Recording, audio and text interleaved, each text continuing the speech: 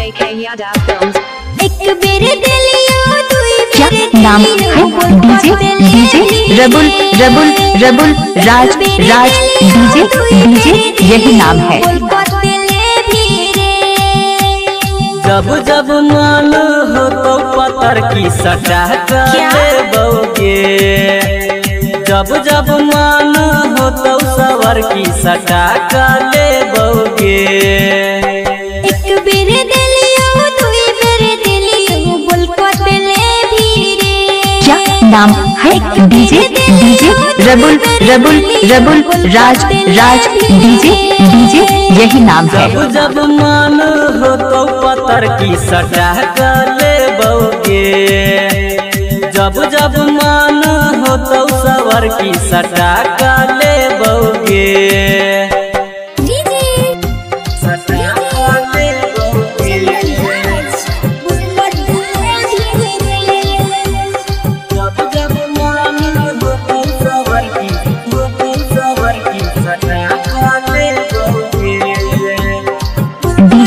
DJ रबुल राज गांव के नाम सिमराहा रबुल रबुल डीजे सोन रूबी गांव के नाम बकरी का बगल में मखा चट।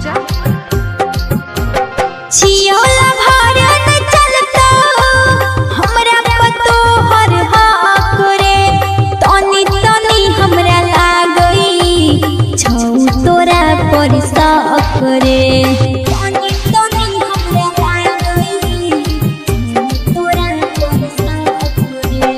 गजब के छौ तोर समान गे, दही नमाजा तू जान गे।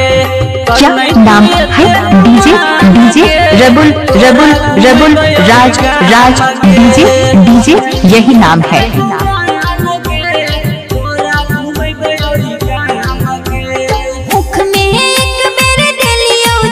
रूबी जी आपके गाना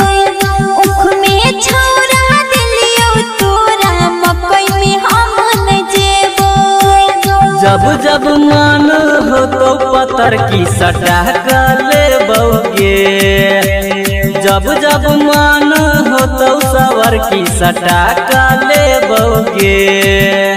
सटा कर बोगे, जब जब मन हो तो सवर की सटा कर बोगे। डीजे रबुल राज गांव के नाम सिमराहा रबुल रबुल डीजे सोन रूबी गांव के नाम बकरी का बगल में मखा चट। तोहर सब हम चाल रे, राधा के ऊपर ने गलतो सुन रे छोरा तोहर दाल रे। राधा के ऊपर ने गलतो सुन रे छोरा तोहर दाल रे। करे न जानू तू सके, हो जइबै हम पागल गे। तू छही के कर जानै छई, घायल सुरेंद्र के माल गे। डीजे रबुल रबुल डीजे शादी के देबै ससुर भतारी के देबै रे। शादी के देबै ससुर अमेंदर के देबै रे। जब जब मन हो तो पत्थर की सटा कर डीजे रबुल राज गांव के नाम सिमराहा रबुल रबुल डीजे सोन रूबी गांव के नाम बकरी का बगल में मखा चट।